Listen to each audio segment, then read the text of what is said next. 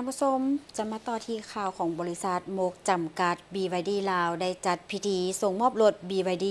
ซีไลออนให้แก่เจ้าของรถ103 ทาน โดยรถหุ้นใหม่นี้เป็นแบบอย่างในการเดินทางสีเขียว จะช่วยชุกยูตลาดรถพลังงานใหม่หรือรถ EV ในประเทศลาว ให้ก้าวไปสู่ทิศทางที่ทันสมัย เป็นมิตรต่อสิ่งแวดล้อม และมีประสิทธิภาพหลายขึ้น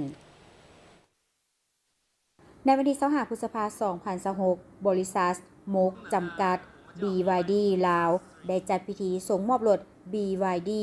Sirion 6 EV ให้แก่เจ้าของรถ BYD จำนวน103 ทาน ที่หอประชุมแห่งชาติเข้าร่วมมีต่างหน้าจากห้องการสำนักงานนายกรัฐมนตรี กระทรวงอุตสาหกรรมและการค้า กระทรวงโยธาธิการและขนส่ง กรมภาษี และภาคส่วนเกี่ยวข้อง ในโอกาสนี้ตัวแทนจากบริษัทโมกจำกัดได้กล่าวว่าการส่งมอบรถในครั้งนี้เป็นการส่งมอบยานพาหนะทั้งเป็นการส่งมอบความไว้วางใจความรับผิดชอบและเป็นจุดเริ่มต้นของวิถีชีวิตใหม่แห่งการเดินทางสีเขียวสำหรับเจ้าของรถ103 ทานในมื้อนี้บ่เพียงแต่เป็นเจ้าของรถใหม่หากยังเป็นแบบอย่างในการเดินทางสีเขียวซึ่งจะช่วยสุกยูตลาดรถพลังงานใหม่หรือรถ EV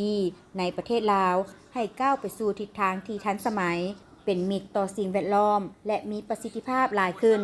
ภายในงานทานอูเฟียประธานเจ้าหน้าที่ฝ่ายปฏิบัติการบริษัทเวียงจันทร์ประกันภัยหรือ VTI พันธมิตรทางธุรกิจที่เข้มแข็งของ BYD ได้เข้าร่วมเปิดนำไส้รายการประกันภัยรถเฉพาะเจ้าของรถ BYD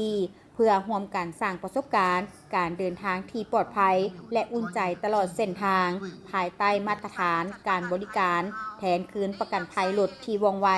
โปร่งใสและใส่ใจลูกค้าโดยมีระบบรองรับที่ทันสมัยบริษัท BYD ร่วมมือกับบริษัทเวียงจันทร์ประกันภัยใน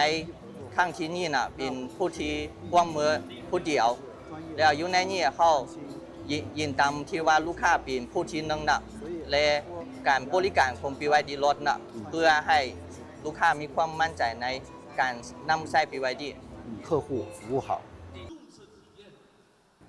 พร้อมนี้ทานมาโคโมกยืนยันว่าการส่งมอบรถบ่แมนจุดสิ้นสุดแต่แมนจุดเริ่มต้นของการบริการบริษัทจะสืบต่อมอบการบริการหลังการขายที่เป็นมืออาชีพทันเวลาและมีความรับผิดชอบให้แก่เจ้าของรถ BYD ทุกคน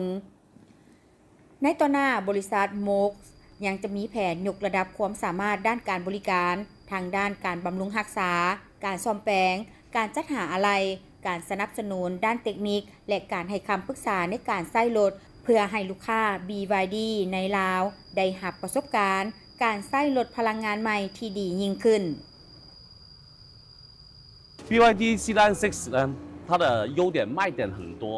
BYD Ceylon 6ก็มีจุดขายหลายอย่างเนาะก็คือ3จุดเด่นหลักๆก็คือตัวที่1ก็เป็นระบบการสะเทือนแบบอัจฉริยะเนาะก็คือระบบการสะเทือนตัวนี้นะเวลาที่ว่าเขาไปในทางคล้ายๆว่าทางที่ว่ามีทางดินแดงบ่ทางแต่ละสภาพนะคอมพิวเตอร์หรือว่า AI ของมันนะมันจะ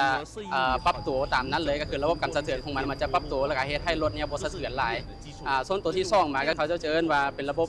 แจ้งเตือนความปลอดภัยกับเวลาที่ว่ามี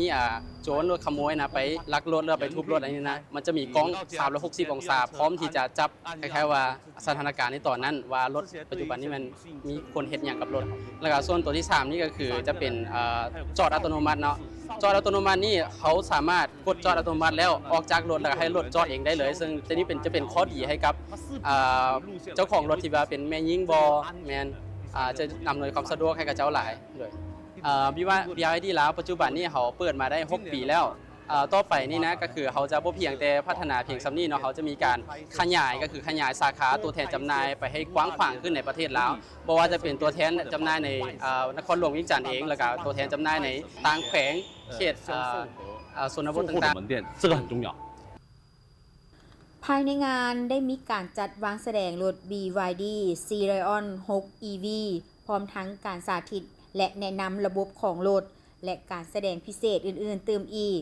งานดังกล่าวได้สะท้อนให้เห็นถึงการเติบโตของตลาดรถไฟฟ้าในลาวและภาพพจน์ของ BYD ในฐานะผู้นำด้านยานยนต์พลังงานใหม่